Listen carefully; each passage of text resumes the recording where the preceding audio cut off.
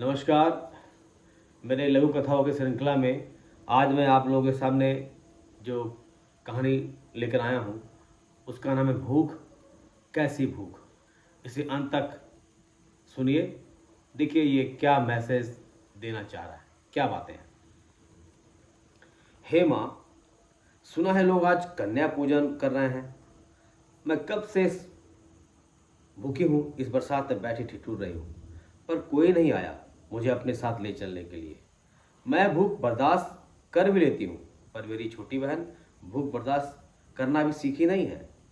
कोई मेरी जगह इसे ही ले जाए कन्या पूजन के लिए।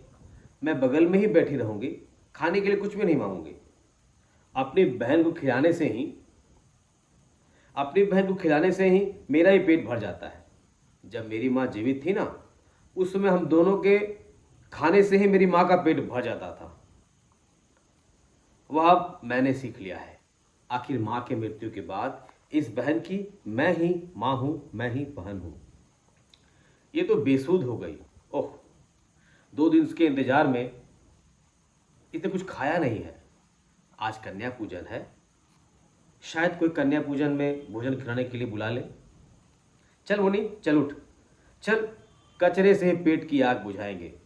वही कुत्ते से झगड़ उसके हिस्से की रोटी से मांस चुराएंगे। ये लोग क्या मेरी भूख को शांत करेंगे?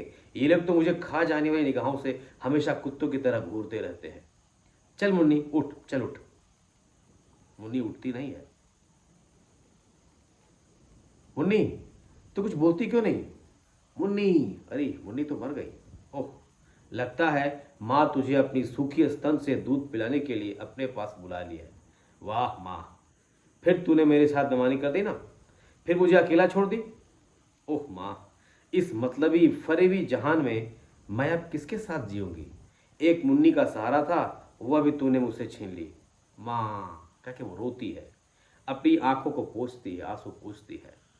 उसकी आंखों में बारिश के मीठे बूंद थे या नमकीन, पता नहीं। तभी एक बुढ़िया आकर कहती है, चल बेटी, तेरा कैसे कोई नहीं है इस जहान में? मैं हूं ना। आप कौन है? मैं एक अभागन भिखारन हूं। मेरा भी इस जहान में कोई नहीं है।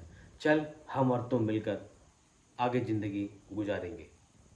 अब कल कल अखबार में खबर छपी थी जिसका शीर्षक था, बारिश ने एक और की जान ली।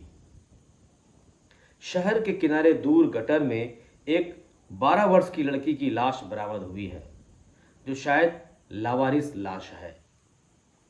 कोई कह रहा था, ओहो बेचारी ठंड से मर गई। तो कोई कह रहा था बारिश से, कोई कह रहा था भूख से मर गई होगी बेचारी। तो कोई कह रहा था किसी की भूख मिटाने से इसकी जान चली गई।